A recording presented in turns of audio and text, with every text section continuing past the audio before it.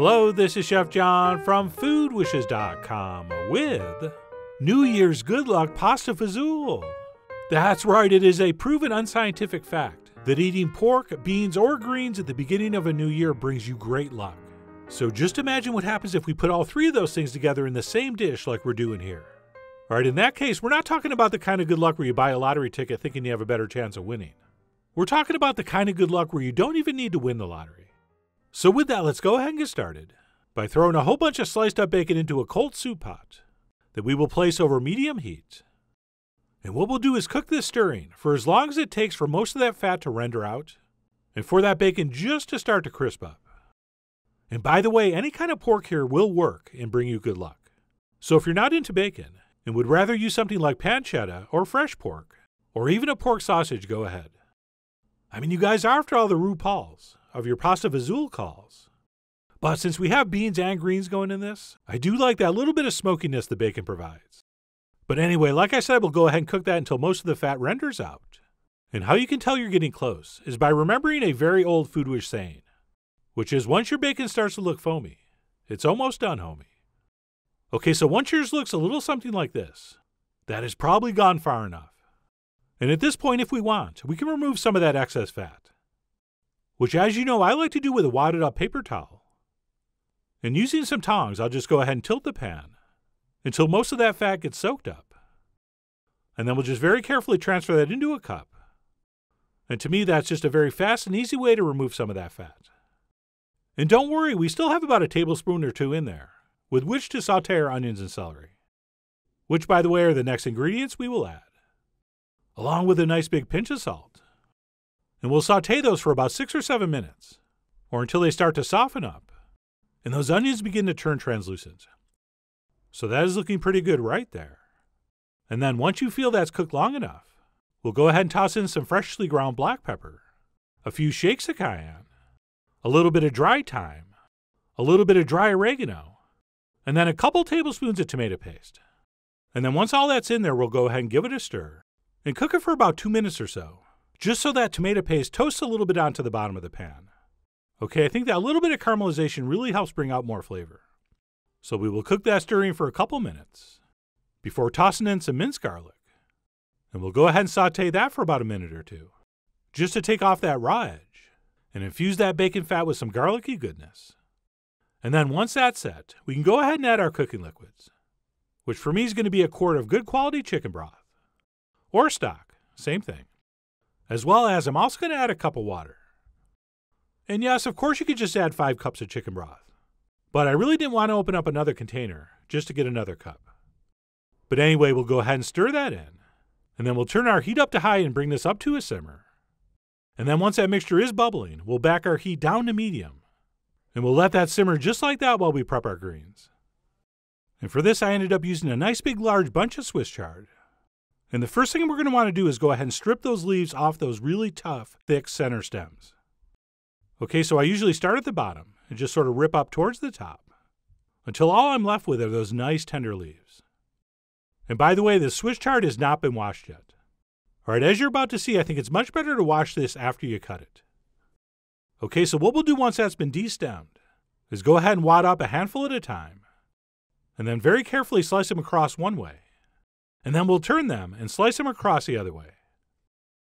And by the way, if there's a spot in this recipe where you're going to cut yourself, this would be it. Okay, these leaves are very fluffy and distracting. So as you're maneuvering them, make sure your fingers stay away from the blade. So we will carefully and safely slice those one way and then the other, which is going to produce some fairly small pieces, which I think is going to fit a lot better on your spoon than a long piece. But anyway, suit yourself. Maybe you want a nice long piece of greens flopping off your spoon and burning your chin.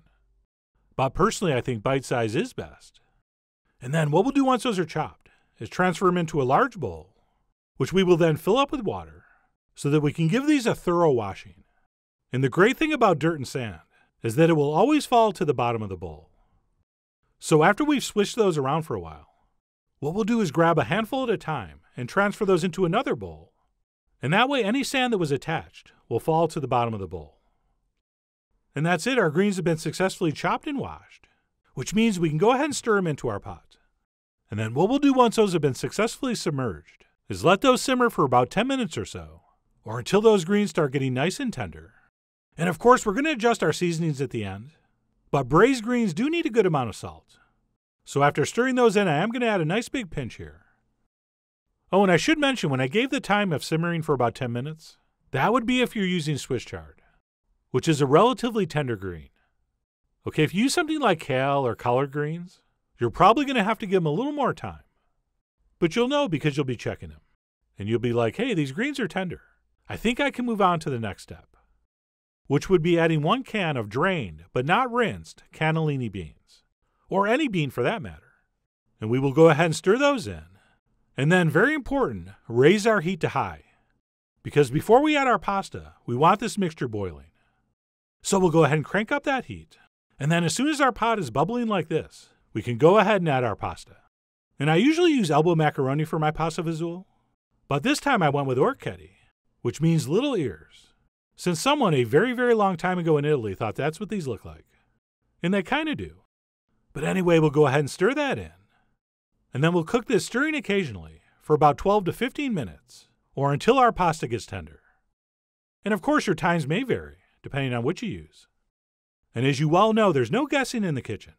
So we'll go ahead and grab a spoon and give it a test. And as you can see, that orchetti is the perfect shape for holding a bean. But anyway, I gave it a taste and it was cooked perfectly. And besides checking the doneness of the pasta, we also want to test at this point for seasoning.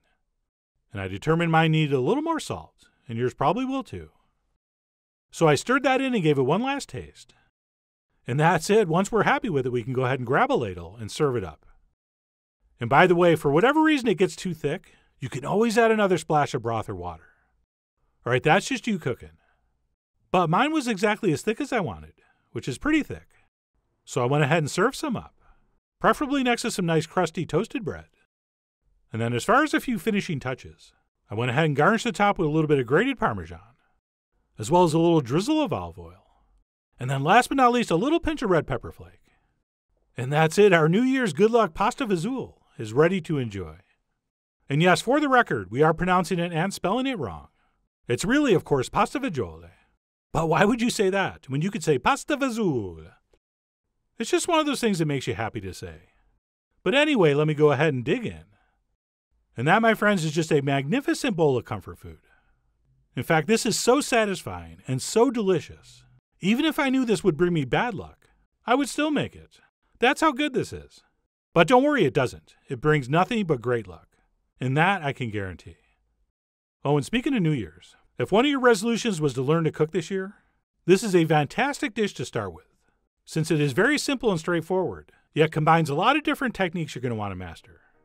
All right, just simply make this recipe like 5 or 6 times, using different meats and different greens and different vegetables and different beans.